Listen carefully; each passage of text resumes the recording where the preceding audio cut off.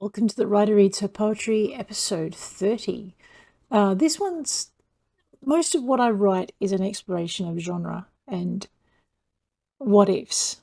And so this one is about what if legends made it through to modern times? Where would they find their place? So without further ado, if you're enjoying this series, please hit like. If you want to see more, please hit subscribe. In the meantime, let's have a think about Baresark genes and modern times. Do you know what a Baresark is? Take a look at the Vikings. These warriors, tempers unleashed, pointed their anger at the fray, and in the red mist chose murderous oblivion in their people's service.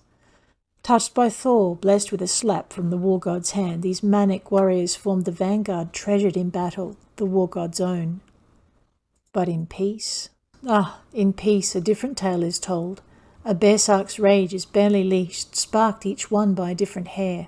A finely wired trigger, this fury, that unbidden can rise at a time when the finely honed blade has no place, but the law rules, and wanton rages are murder, and not the stuff of legends and untamed heroes on the battlefields.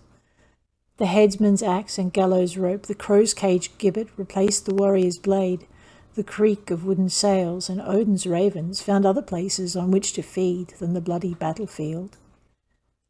Have you ever heard of Baresarks? Raging hoydens who knew their blades and the heady drink of heightened blood, screaming down the battlefields of history and time. Ask the Norse, what do they do now, when they see that unholy fire flash in modern eyes?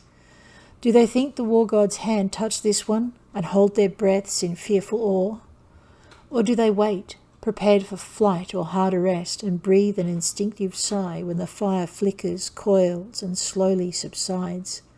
As more modern genes slip the war god's leash, bank the embers with a startled swirl, and keep the not-so-civilized in hand.